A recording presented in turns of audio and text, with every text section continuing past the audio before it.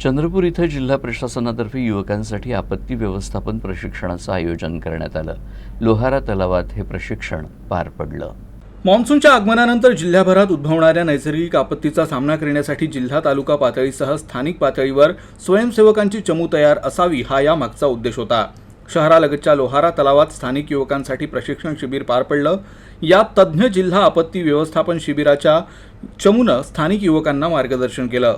नैसर्गिक आपत्ती उद्भवल्यास प्रशिक्षित जिल्हास्तरीय पथक येण्याच्या आधी स्थानिक उपलब्ध साहित्याची जुळवाजुळव करून आपत्तीस तोंड देण्यासाठी सज्जता असावी, यासाठी अशा पद्धतीच्या प्रशिक्षणाचं आयोजन करण्यात आलं असल्याची माहिती अधिकाऱ्यांनी दिली।